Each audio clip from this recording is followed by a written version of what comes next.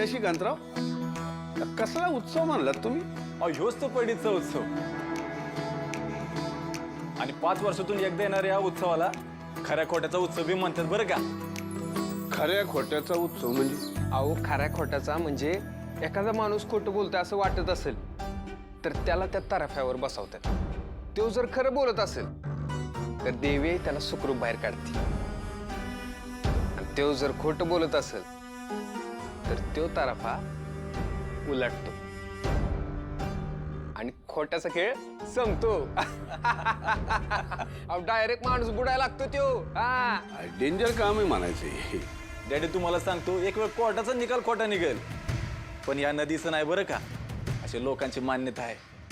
तुम्ही बघा ना, आजूबाजूचे किती गावातले लोक आलेत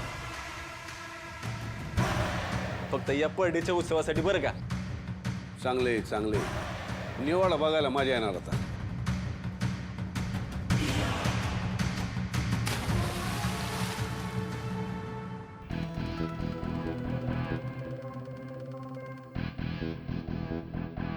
तुझा माझ्यावरचा राग जाणार आहे का नाही? काय चाललंय तुझे? हात सोडा माझा. तुम्हाला मगाशी पण सांगितलं ना, मला तुमची तोंड बघायची पण इच्छा नाही. हात सोडा. हे लायकीत राहायचं, लायकीत राहायचं. 4 शब्द प्रेमाने बोलतोय, माफी मागतोय, तर चरबी चढली का तुझ्या अंगावर? नवरा आहे तुझा, मला माज नाही दाखवायचा काय? दाखवलं ना स्वतःचा खरा चेहरा. प्रेमाने वागणं, माफी मागणं हे सगळं खोटं होतं ना. तुमच्यासारखा घाणेरडा माणूस ना मी आजवर कुठे नाही बघितलं. माझ्या बाळावर ना तुमची सावली सुद्धा पडू देणार नाही मी. कारण तुमच्यासारखे हे असले घाणेरडे संस्कार ना मला त्याच्यावर नाही होऊ द्यायचे. म्हणून चालते व्हाईत ना आणि माझ्या नादी लागू नका. लागणार काय करणार? काय करणार तू? सगळ्या गावाला सांगेन तुम्ही काय शेण खाल्लंय ते. खाल्लं मी शेण? हाय मी घाणेरडा, हाय मी वाईटपणी.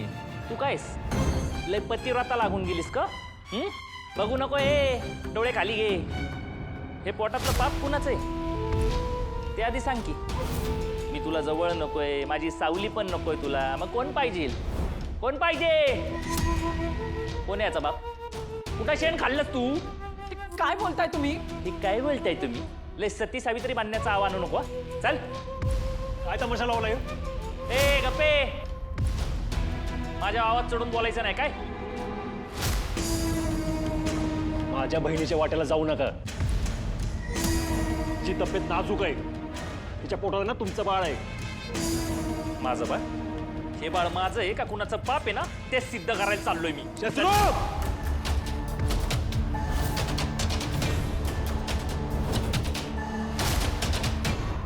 अरे काय बोलतोस, कळतंय का तुला? तिच्या कपाळी तुझ्या नावाचं कुंकू आहे ना, म्हणून हे सगळं होऊन पण तुला जिवंत ठेवतं. नाही तर शब्द माघारी घे. काय घ्या तुझा शब्द माघारी घे. सावई बापू काय करताय? 4 चौघात आमची आबरू काय येशेव टांगता का आता? अभू तर हे नवे शेण टाकले माझ्या तेजूची. नाना ते आरोप केले त्याच्यावर. माझ्या तेजू बद्दल एवढी घाण ओळखल्यानंतर जिद्द सोडू का मी?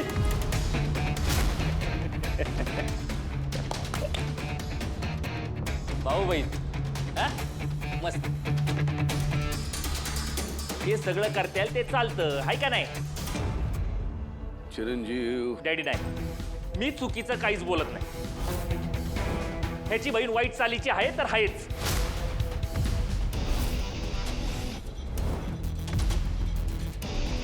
माझ्याकडे पुरावे आहे त्याचे.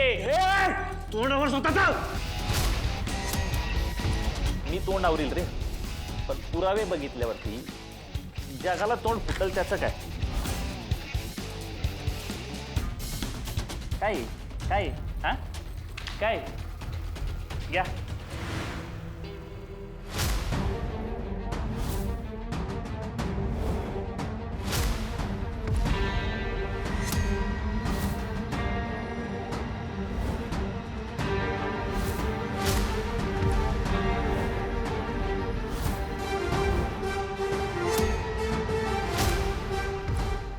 काय झालं? बघवत नाही ना आता? आता हे दोघं या फोटोत काय करतात विचार ना तुझ्या बहिणीला, तुझ्या सती सावित्री बहिणीला. दादा दादा हे सगळं खोटं आहे. हे जे दिसतंय ना तसं नाहीये दादा. मला समजावला उगाच तुझे शब्द नको वाया घालू. माझ्या स्वतःपेक्षा ना मला माझ्या बहिणींवर जास्त विश्वास आहे. मला माझ्या बहिणींच्या पावित्र्यावर विश्वास ठेवायला या फोटोंची गरज नाही आहे. त्यांचं पावित्र्य ना त्यांच्या डोळ्यात दिसतं मला. हे असं मोठं बोलून आहे ना कारनामे झाकले जात नाही काय दाजी. या फोटोतल्या माणसाबरोबर लग्न ठरलं होतं ना तुझं, म्हणूनच इतक्या जवळ जाऊन बस मी पाया पडते तुमच्या, पण तुमच्या घाणेरड्या विचारांचे प्रदर्शन इथे नका मांडू. डॅडी हे दिसतंय तसं नाहीये. हा जो फोटोतला माणूस आहे ना तो आणि मी एकच शाळेत शिकवतो. जाता येता शाळेतली काहीतरी चर्चा करत असताना काढले गेले ते फोटो. नाही डॅडी, हिच्यावर अजिबात विश्वास ठेवू नका. अहो वाईट चालीची बाई स्वतःहून सांगेल का की मी वाईट चालीची आहे म्हणून? हा तोंडावर शत्रू. अरे जीभ झडत कशी नाही तुझी? तुझ्या पोराची आई होणार आहे ना ती. हे बाळ माझं आहे का नाही हे सिद्ध करायला घेऊन चाललोय डॅडी. हे आहे ना तो खऱ्या खोट्या परडीचा उत्सव, बघू ना बसवा हिला परडीत. जर ही खरी असेल ना तर प्रश्नच नाही, जर का ही खोटी असेल तर मग देवी आईच लावल हिचा निकाल. मला कावरा याला. अहो पोटूच्या पोरीला परीक्षा द्यायला लावायची म्हणतोय हा. कावरा याला नाहीतर आगळी होऊन बसत. काय आगळी होणार आहे? तिने जर काय केलं नसेल तर भीती कशाला आहे? देऊ द्या ना हिला परीक्षा. माझी बहीण कसलीच परीक्षा देणार नाही. तर तिच्या पावित्र्याला कुठल्या परीक्षेची गरज नाही.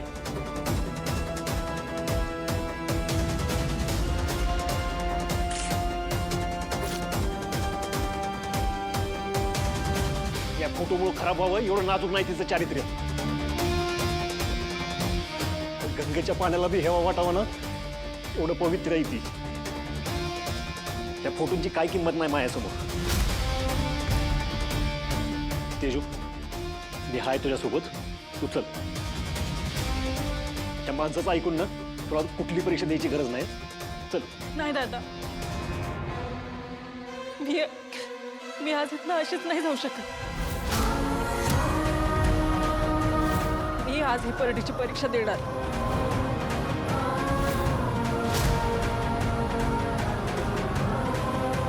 आपला अवस्था बघ ना तुझी.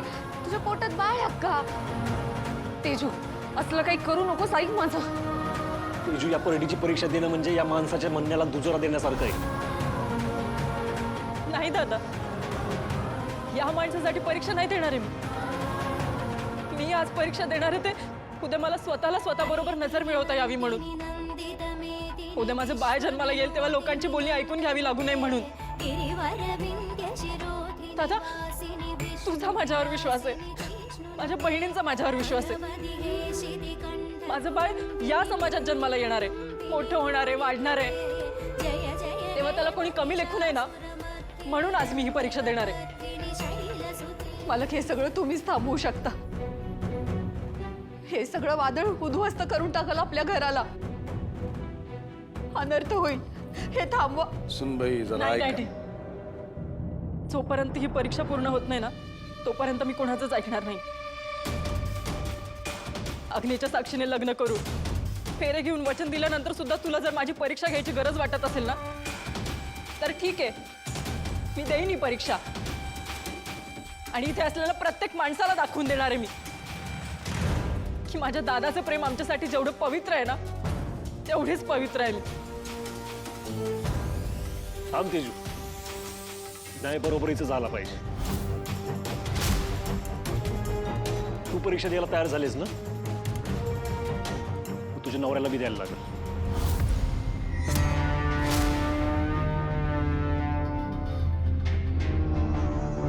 ए, काय बोलतोय तू? मी का परीक्षा द्यायची? काय केलंय मी? आरोपी बरोबर न्याय मागणाऱ्याला पण कटाड्यात उभं राहावं लागतं, माहिती ना तुला? जर स्वतःला सिद्ध करण्यासाठी ती परडीत बसते तर तू तुझे आरोप खरेत हे सिद्ध करण्यासाठी तुला बी बसावं लागेल.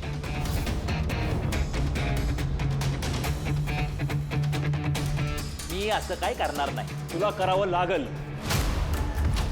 जर तिचा काही दोष नसताना ती सगळं करते तर तुला बी करावं लागेल. आणि नाही केलं तर मी माझ्या पद्धतीनं करायला लावी. माझ्या बहिणींवर आरोप करणाऱ्याचं काय करतो ना ते तुला चांगलंच माहिती. त्यामुळे तू आधी परडीवर बसशील, मग माझी बहीण बसल. चल तेजू. सूर्या,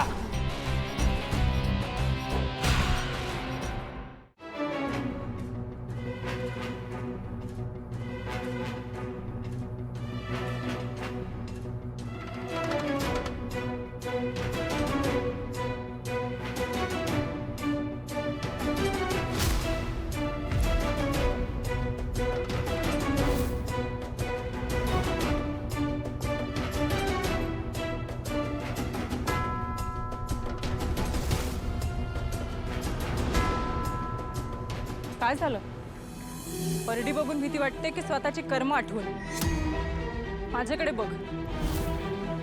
माझ्या मनात कसलंच पाप नाहीये. ज्याला जीव लावला ना त्यालाच सर्वस्व अर्पण केलं. पण तुझ्या मनात मात्र कसली तरी भीती दिसते.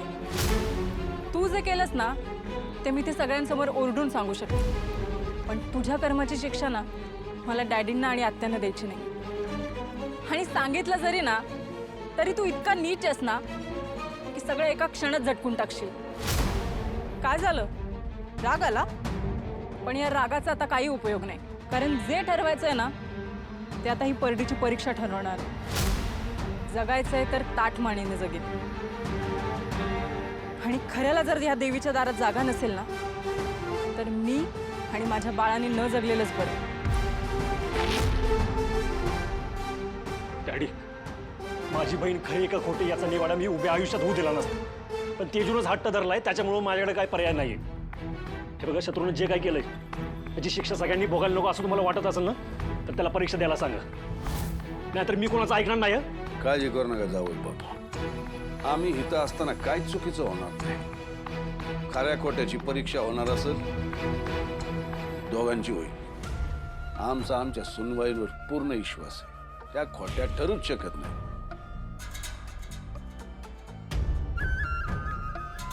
चिरंजीवांना बी परडीवर बसावंच लागेल. चाल.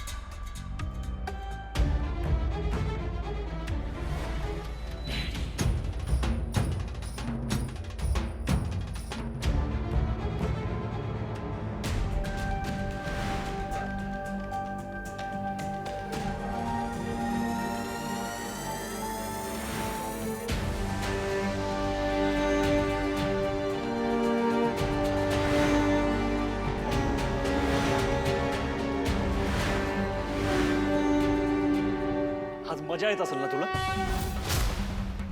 स्वतःला जगाची आई म्हणतीस आणि लेकरांची अशी दशा करतेस तू. सोड तो पाया घालता महिषासूर, सोड. आज प्रत्येक पुरुषाच्या मनात घर करून बसलाय तो. आणि हे सगळं होत असताना पण डोळं बंद करून बसलेस तू इथं. हे बघायचं का आम्ही? अरे तुला आई म्हणून हाक मारणाऱ्या लेकराला पोहोचूशी असताना अशी वागणूक देतेस तू. तिला ही परीक्षा द्यायला लावतेस. हे बघ, आज या जगात आहे ना तुझ्या मर्जीशिवाय काय घडत नाही. त्यामुळे माझी तेजू आज पोटात मूल घेऊन त्या परडीवर बसली असेल ना ते फक्त तुझ्या इच्छेमुळंच. आणि एक लक्षात ठेव, माझ्यासाठी माझ्या बहिणी तुझंच रूप आहे. त्यामुळे त्यांच्यासाठी ना मी तुझ्या सुद्धा विरोधात जायला मागं पुढे बघणार नाही. स्वतःची पूजा करून घेतीस, जय जयकार करून घेतीस, स्त्री शक्तीची पूजा करून घेतीस आणि आज त्याच ठिकाणी एका बाईची अशी विटंबना घालून आणतीस तू. अरे एका बाईला तिचं चारित्र्य सिद्ध करण्यासाठी तुझ्या दारातून भीक मागायला लागते. ह्याच्यापेक्षा वाईट काय असू शकतं? आजपर्यंत मी तुझी सेवा केली, तुझी पालखी खांद्यावर वाहिली, तुझ्यावर श्रद्धा ठेवली मी. हे सगळं असताना मी माझ्या बहिणीसाठी तुझ्या दारातून साधा मी उभं राहू शकत नाही. काय एवढं लाचार करून ठेवलंयस तू मला? हे बघ, माझी तेजू आहे ना, माझी तेजू लय साधी आहे. तिचं काळीच लय हळू आहे. ती एवढी नाजूक आहे ना की कुणी बी त्याच्यावर जीव लावू शकते. आणि एवढं सगळं असताना बी तू तिच्या वाट्याला एवढी भयंकर परीक्षा का वाढवून ठेवलीस? का सांग मला, उत्तर दे. आज तुला धावायला लागेल. आई धाव, आई आई धाव, आई धाव धाव तू धाव आई धाव.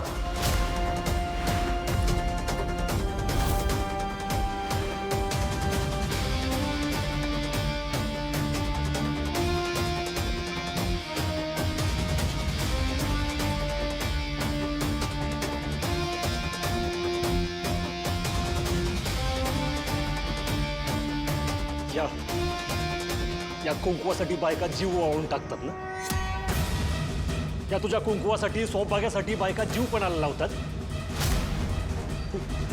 हे कुंकू जर बाईच्या कपाळी असेल तर बाईचा मग दुप्पट होतो ना. अगं मी हेच कुंकू माझ्या तेजूच्या कपाळी आहे, तरी मी त्याच्या सौभाग्याकडून एवढा मोठा अपमान का घडवून आणलास तू? का स्वतःला सिद्ध करायला पलटीत जाऊन बसली ती? का सांग ना का?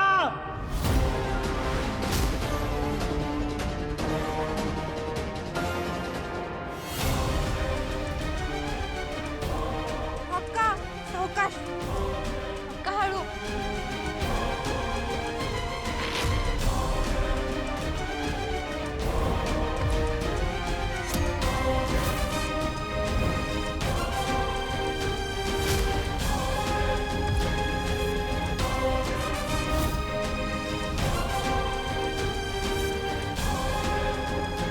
या हा बांगडा जेव्हा बाई हातामध्ये घालती तेव्हा तिच्या मनगटात शेकडो पुरुषांच्या मनगटांपेक्षा जास्त बळ येत.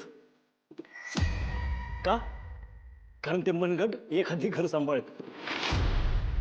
लहान बाळांना कुशीत घेत घरासाठी लढायची वेळ आली ना तर मैदानात घेऊ उतरत.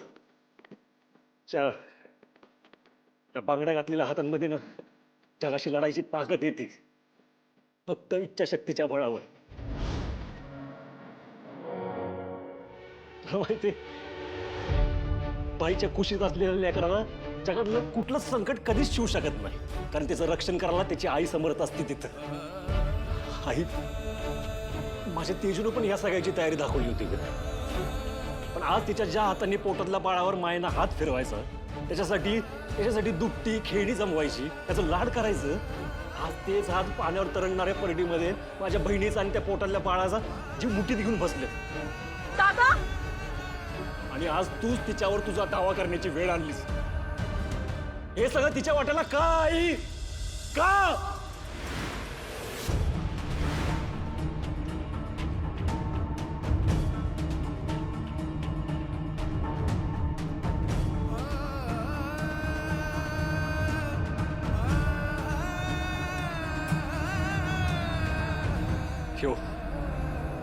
घेऊ तुझा पेहराव बाईला पुरुषापासून वेगळं पण होतो ना, आदिशक्तीचं रूप देतो ना, तरी मी तुझ्या या पेहराव बाईला कमी लेखलं जातं आणि कमी लेखून तिच्या चारित्र्यावर वाटेल ते आरोप केले जातात. आणि तरी मी बाईनं शांत बसावं अशी तिच्याकडून अपेक्षा केली जाते. आई माझ्या तेजूनं आज पण कुणाच्या वाळल्या पाण्यावर पाय ठेवला नाही, तरी मी तिला आज जगासमोर तिचं चारित्र्य सिद्ध करण्यासाठी पलटीत बसावं लागतं. खरे तिच्या अंगावर पण तेच भाव असतं जे तू तुझ्या अंगावर चढवून ते पवित्र केलंयस. तिच्या हातात पण त्याच बांगड्या जे तुझ्या हातात आहेत, त्या ताकदीचे निशाण आहेत, तरी मी आज तिच्या वाट्याला यश का नाही आई? का नाही?